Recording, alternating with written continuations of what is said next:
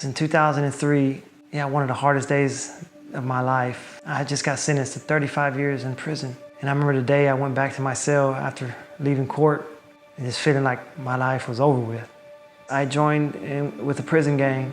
At the time, I just wanted to be a part of something, to belong to some sort of family.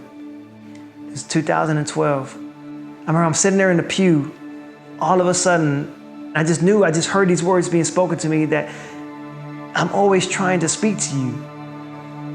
And I just knew at that moment that God was real and that God was speaking to me. I just knew that God wanted me to step away from this gang, that was the first thing that I needed to do. Then a few months later, I hear that they were going to be starting a school, a BSSM school inside of this prison.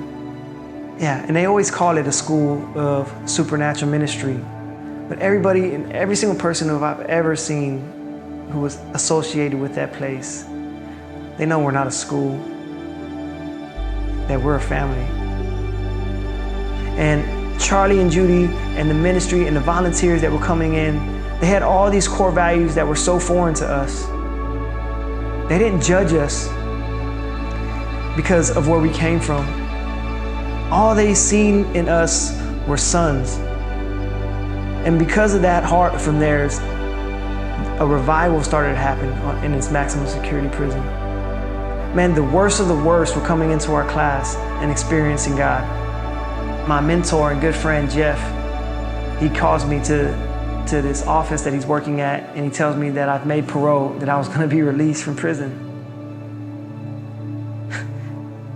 13 and a half years, and I was finally going home.